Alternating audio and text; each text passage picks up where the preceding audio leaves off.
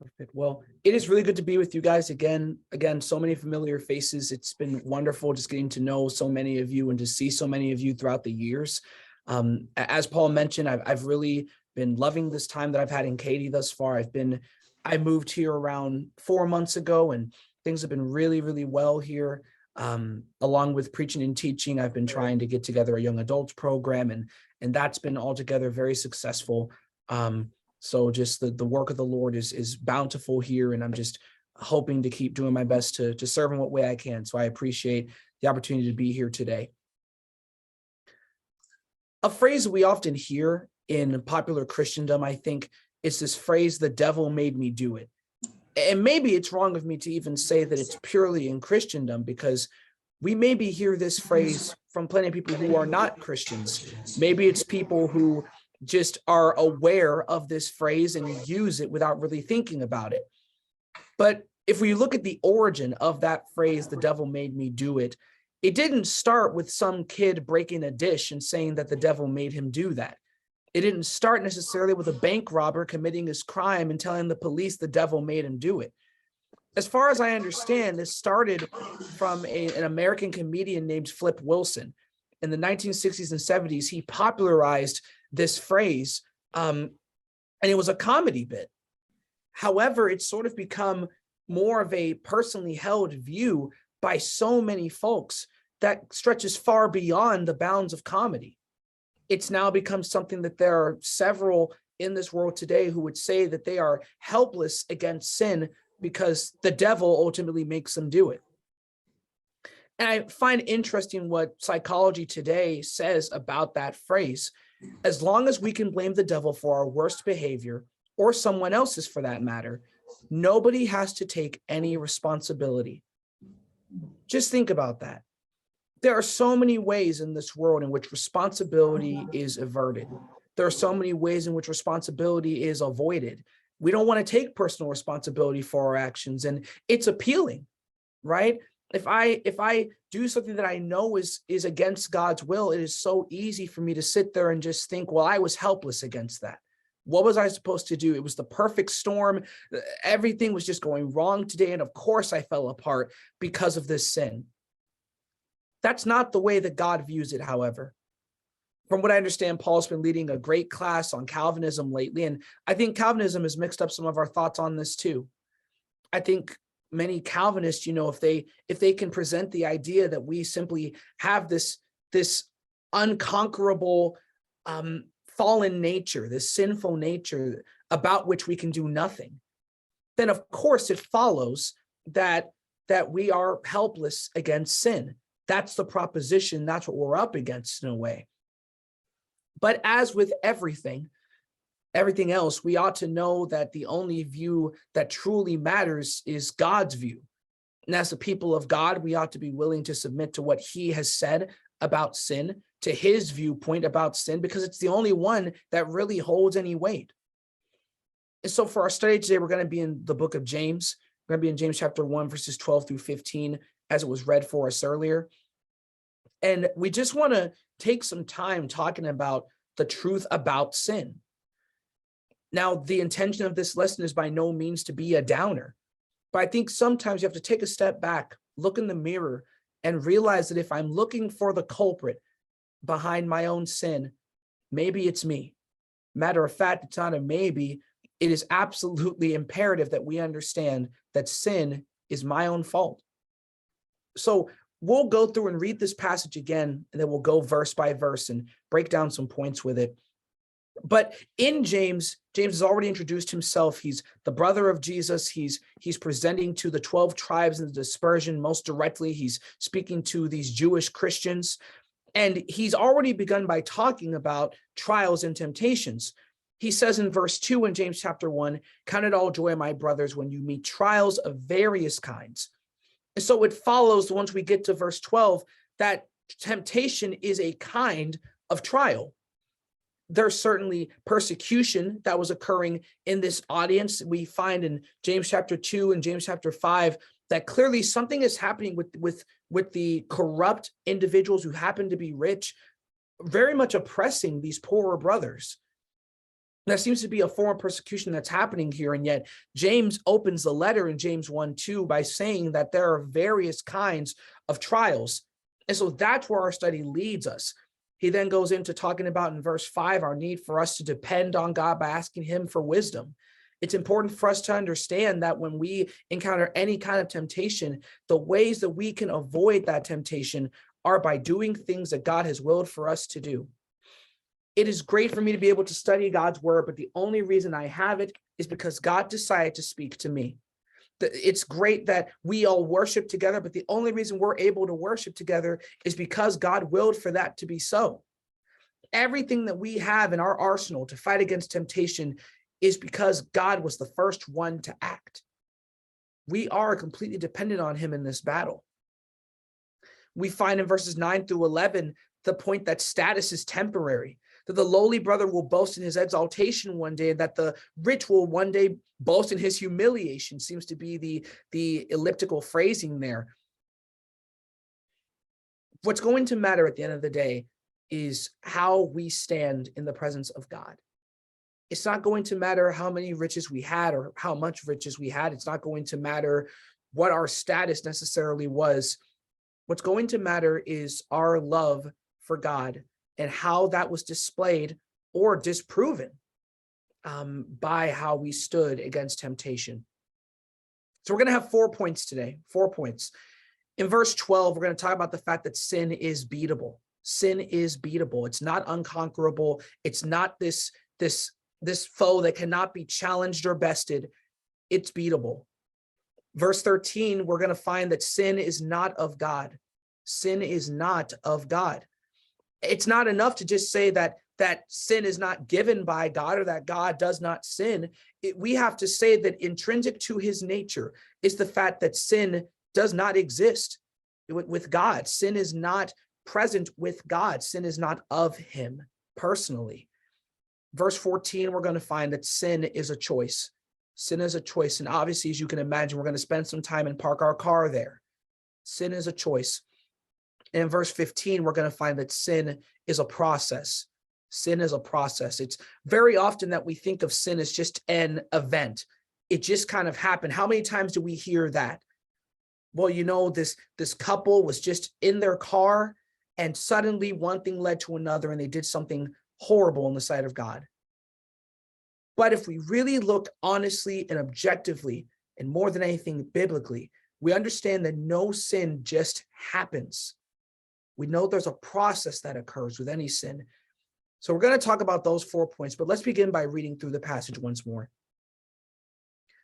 Blessed is the man who remains steadfast under trial, for when he has stood the test, he will receive the crown of life, which God has promised to those who love him. Let no one say when he is tempted, I am being tempted by God. For God cannot be tempted with evil, and he himself tempts no one. But each person is tempted when he is lured and enticed by his own desire. Then desire, when it has conceived, gives birth to sin, and sin, when it is fully grown, brings forth death. In verse 12, the first thing that we're going to find is that sin is beatable. Sin is beatable. I want us to notice a shift that happens linguistically in verse 12 or syntactically in verse 12. James says, blessed is the man who remains steadfast under trial. So we're talking about a patient endurance under trial. For when he has stood the test, he'll receive the crown of life, which God has promised to those who love him. Well, this is interesting. I thought that the recipient of this phrase was the person who's remained steadfast under trial. And now he's talking about people who love him. That's the point.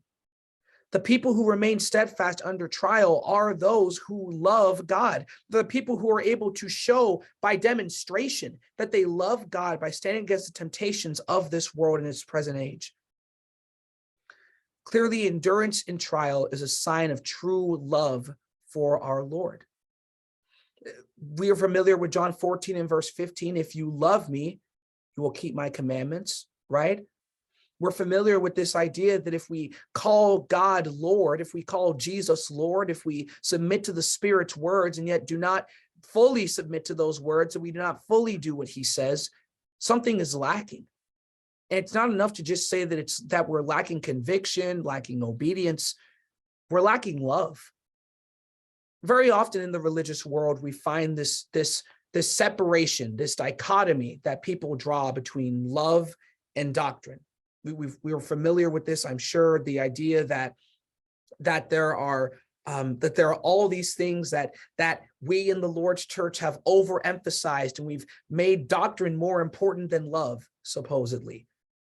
Sure, that can happen if we stray too far. But may I just suggest that love and doctrine are not two separate things. Love is a matter of doctrine. Love is something that God has commanded us to have for each other, and it's something that we are commanded to have for him. Love is not some separate idea from the teachings of God. God has taught us consistently and continually to love. And our love for him is shown and it's demonstrated by how we stand against temptation. I want us to also notice that God has promised us good things and not sinful things like temptations. Perhaps this is the kind of good and perfect gift that verse 17 speaks of. It's a gift that's separate from when some would argue that we're being tempted by him, right? What God is actually giving us is the crown of life. If we stand up against these trials, he promises us life rather than the death that's talked about in verse 15. When we understand that sin is ultimately opposed to God's character, we understand that we ought to avoid sin, not just because it's bad for us, just because it's unhealthy, it hurts us, but we need to avoid it because that's not God's will for us and it's not of him. And if we are his children, we ought to seek to emulate him in every single way that we can. Our steadfastness in trial proves our love for him. God has promised the crown of life, but he would not give the very thing that produces death, that being sin. He gives us life. We need to note that sin is beatable. And if it wasn't beatable, there would be no promise attached to it. Sometimes we can look at God's promises and think that they're impossible. But when we're told here that there is a reward for those who remain steadfast, that necessarily means that it is possible to endure through temptation. It is something that we as Christians must strive to do. The next thing we'll note from verse 13 is that sin is not of God. Sin is not of God. Let no one say when he is tempted, I am being tempted by God, for God cannot be tempted with evil, and he himself tempts no one. Here's the reasoning here that we seem to find from James. Since God cannot be enticed with evil himself, he cannot entice others with evil. That's one way to understand this. We think about the phrase hurt people, as in people who have fallen to these temptations of anger and being unreasonable and domineering. Those types of people go on to hurt others due to their own fall to that temptation to have this particular attitude. That's not how God works. God is not a hurt person who proceeds to hurt us. One way to understand this is, again, he cannot entice others with evil because he himself cannot be enticed. Many speak of this idea of a fallen or sinful nature. And there's such a push for this idea to be accepted. And sure, it's true that when we learn to sin over and over again, when we learn to fall under Satan's temptations over and over again, it's true that after a certain point, our conscience becomes seared and it almost becomes natural for us to do that. But may I suggest the sinful nature is a learned nature? That's not something that just happens when we're born. It's something that we learn and that we become lost in our continued sinful actions before God. It's an action. We're going to talk about that more. We talk about how sin is indeed a choice in verse 14. It's not some impersonal force. But much of temptation revolves around curiosity. Curiosity, we're talking about this desire for something or to experience something that we have not yet experienced. And it's when curiosity is wrongly applied that we sin. And let's think about this. Does God have any curiosity? What is it that God does not know? Nothing. God has no curiosity to misapply. He has no unmet desire through which he could be enticed. And as such, he tempts no one.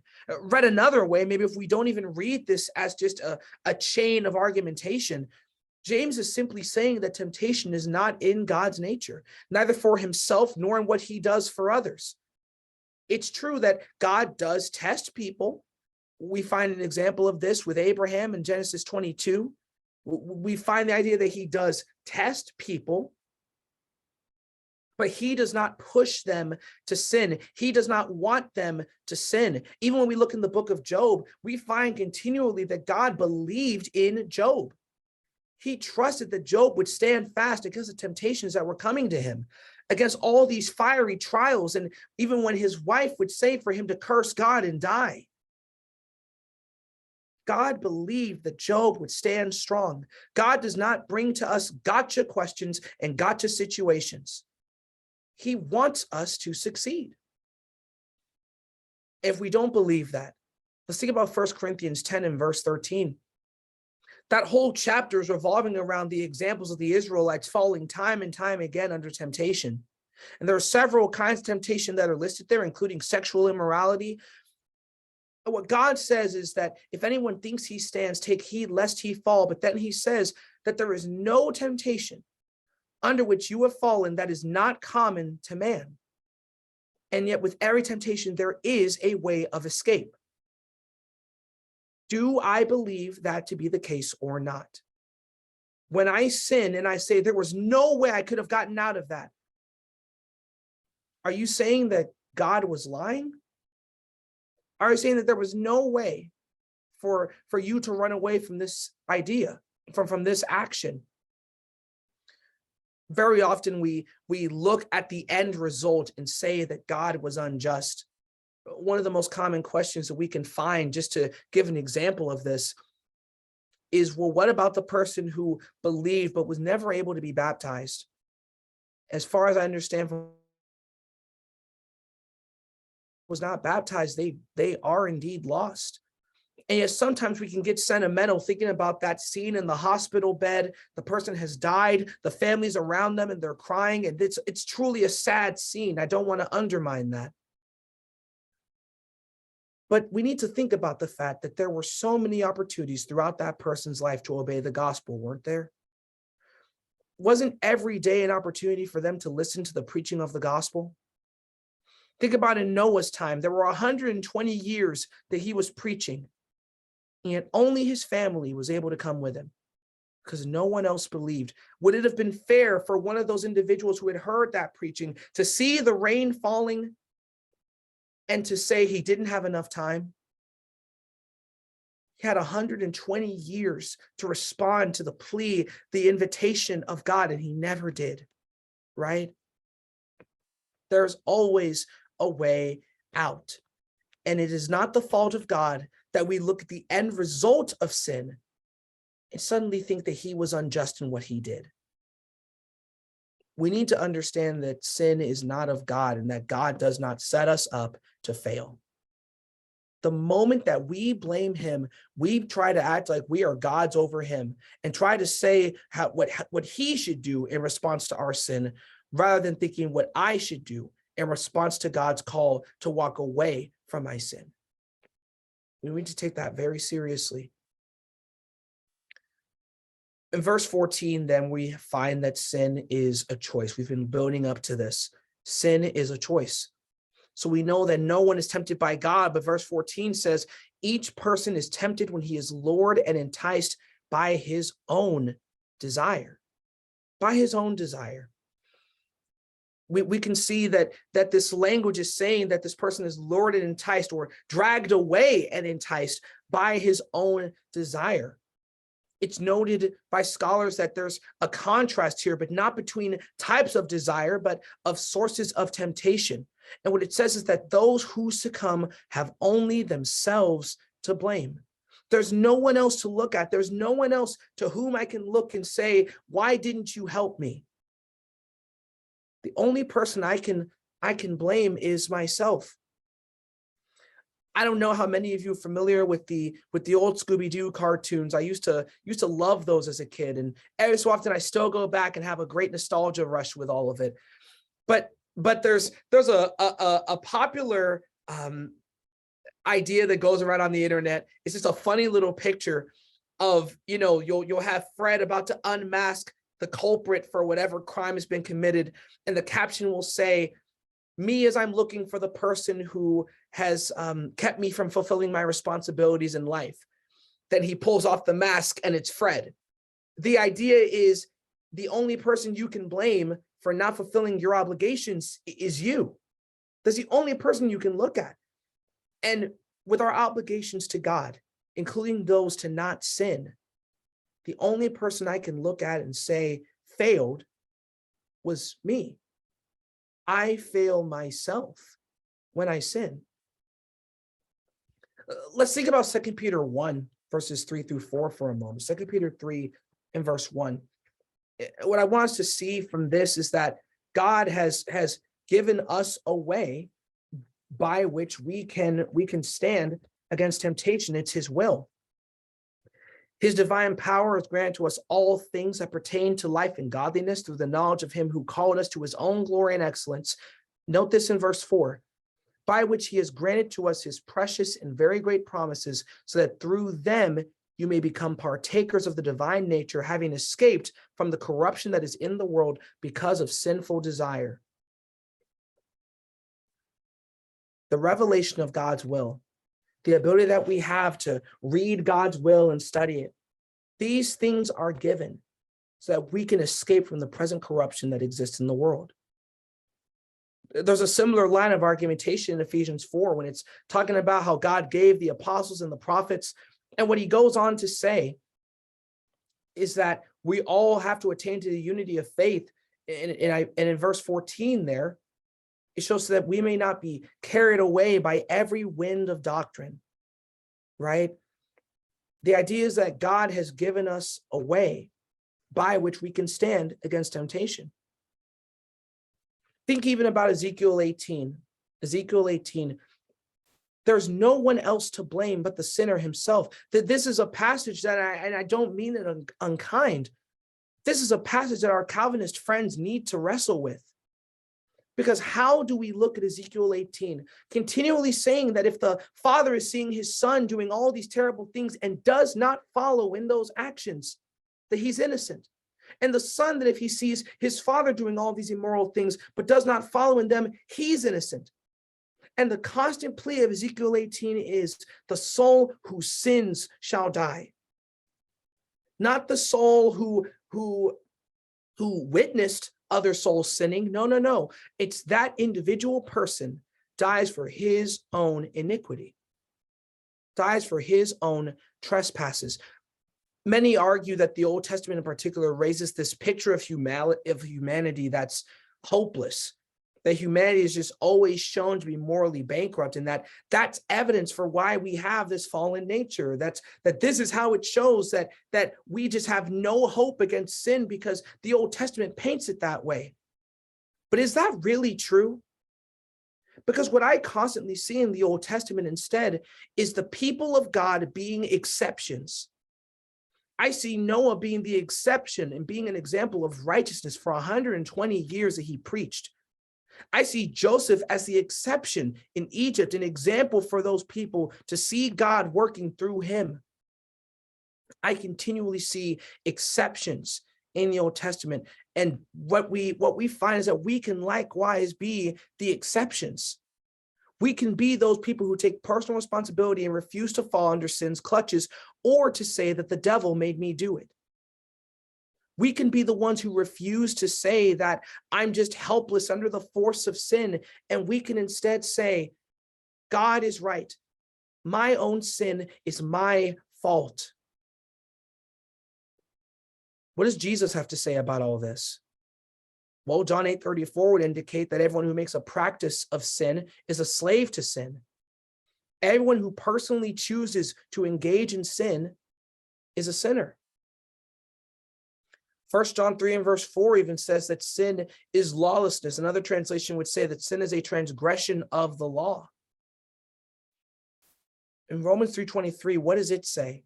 That all have sinned and fall short of the glory of God. It seems to be that it is a personal sin, a personal choice that every person who's in that condition of accountability has made. It's a decision, it's a choice. And look even in Romans chapter 6 and verse 12.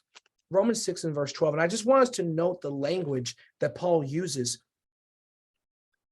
He says there, let not sin therefore reign in your mortal body to make you obey its passions. Do not let sin reign. Now, if the idea is true that sin just naturally reigns within us and that there's no way for us to have any hope against it, why does Paul say this? Why does Paul seem to indicate that we do have an opportunity to walk away from sin, to not let it reign in our mortal bodies? We can have power over sin. It's not some impersonal force under which we are helpless. It is a personal set of choices that we can walk away from. In verse 15 of James chapter 1 is where the rubber meets the road here in a lot of ways. It shows that sin is a process. Again, it is so easy for us to look at sin and say that it was just something that happened. Well, you know, this guy cut me off in traffic, and before I knew it, I started cursing him out. Well, I was with my significant other, and before you knew it, we had made a terrible mistake, and we're trying to figure out now how to tell our parents. Sin does not just happen. It does not just happen. There are so many, including New Testament Christians, who seem to fall under this presumption that sin is simply an event that happens and that we had no power over it, that there was nothing that we could have done, that there were no steps that came. Surely we understand that with any building that's constructed, that building did not just appear overnight. I didn't just drive past it and suddenly this building just appears. No, we know that that these buildings are constructed. They are built. Block after block, piece after piece, and with so much time, we find this building that is constructed. I think it's that similar image that with which James challenges us in James 1 and verse 15. It shows that there is a sequence that comes with sin. When desire is conceived, as in born and brought into someone's life, sin is born. Obviously, there's this clear implication of this being an action. Desire is made manifest through sinful actions, right? Then desire, when it has conceived, gives birth to sin, right? In verse 15, when we look at this latter part of the verse, and sin when it is fully grown brings forth death, we can understand that as, and sin when it has run its course, right, brings forth death. The figurative language here that a lot of translations use, it doesn't take away from the point. Sin is a process. There's a process by which sin itself is born, and a process by which sin manifests into death. And that's presumably when a person is so far gone, they have no desire to stop. When the conscience has been seared and they don't care anymore. There's one point that I want us to think of in relation to all of this, though. With every sin that occurs, there are two things that happen. There is an initial desire, there's a submission to something. The desire itself may not be something that's sinful.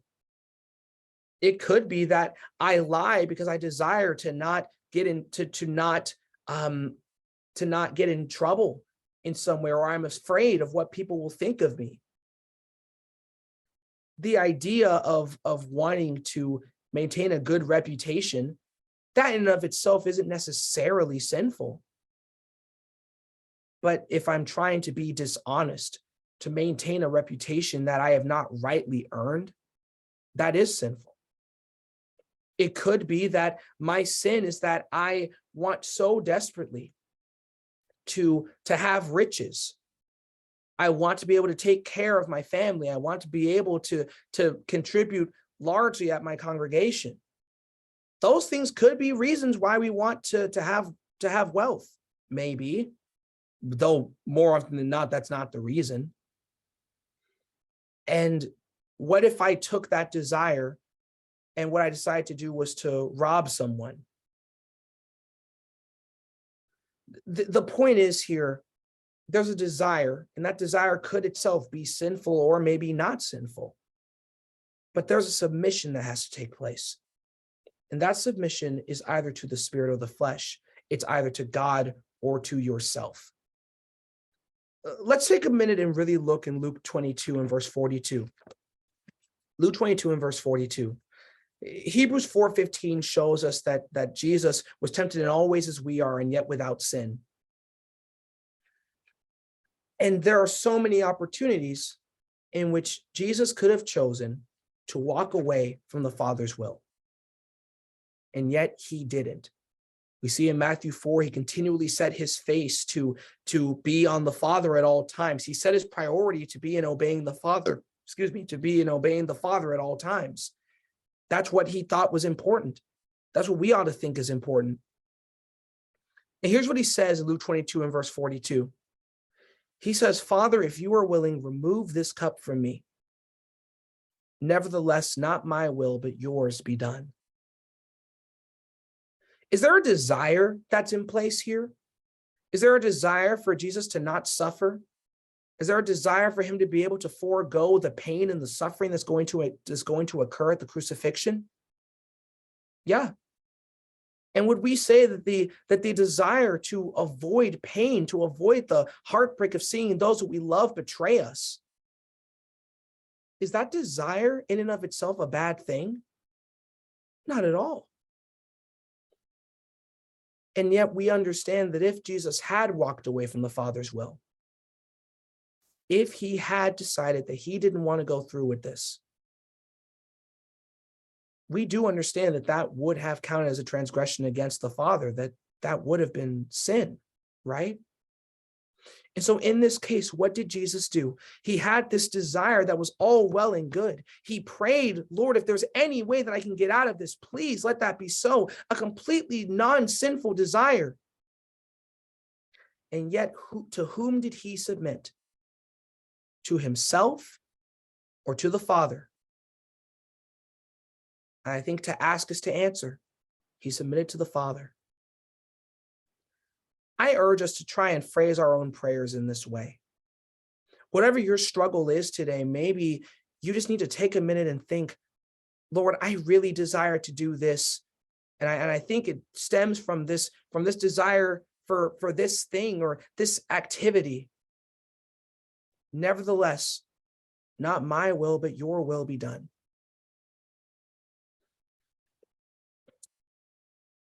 What we have to understand at the end of the day is that sin is a process, and that's a process that we could easily stop. If sin is a train on which we've embarked, we can jump off at any time.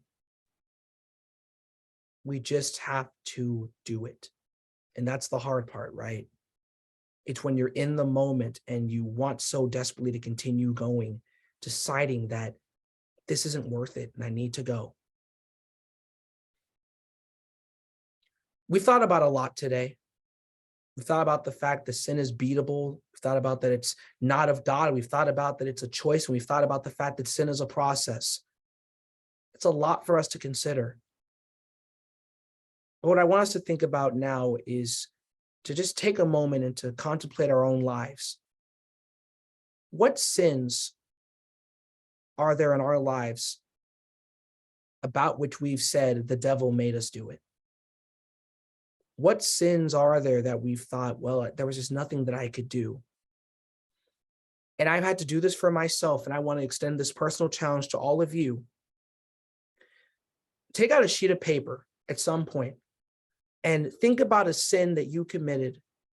Again, this isn't, we don't have to share or anything, but in your own personal life, I want you to take out a sheet of paper. Think about a sin that you committed in which you just thought there was no possible way you could have done anything differently.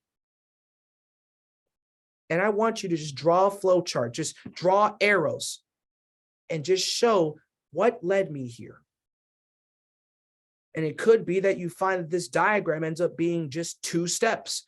I had a thought and I acted on that thought. It could be that. But very often what happens is that there's this initial thought of what we want to do. There are these circumstances that are around us that we don't know about, which we don't know what to do. But eventually, maybe in this 5th or 6th step is the sin that we actually committed. And I want you to circle what that point was where you know you could have stopped, but you didn't. The point of this is not to make anyone feel bad. The point of this is not to make us just sit here and perpetually rest in shame. It's not the purpose. The purpose is for us to take an honest look in the mirror and to think, God, you're right. Sin is my own responsibility and I have to do something about it. I don't know fully what your needs are. I see you all, very infrequently from time to time. And yet I so strongly want to help in whatever way that I can. You guys are blessed with such great people like Paul who are working diligently to raise up people who can continue to preach the gospel. And yet he would say any of the students that he is teaching right now could, if they let themselves, depart from the faith. They could at any time depart from everything that Paul is teaching them and decide to go in their own direction, right? And what do we do in response to all of that? We pray. We pray that that would not be the case. We pray that God would continually shelter them, watch over them. I pray you guys would do that for me. I am not going to take heed. I'm not going to act like I stand. I'm going to take heed lest I fall. All of us need to do that because Satan is coming for every single one of us, and we need to stand strong. So I know that took us a good deal of time to talk through, but the big point of all of this is sin is a personal process, and God wants to give us the tools to overcome it. Obviously, I can't offer a traditional invitation in this case, but if there's any need that you have, I pray you would make those needs known, and just that you would speak to us and that you would let us help you. And if you have perhaps been a person who has said in your life or implied through the way that you live, the devil made me do it, I pray this could maybe serve as an opportunity for us to reinvestigate that. Thank you.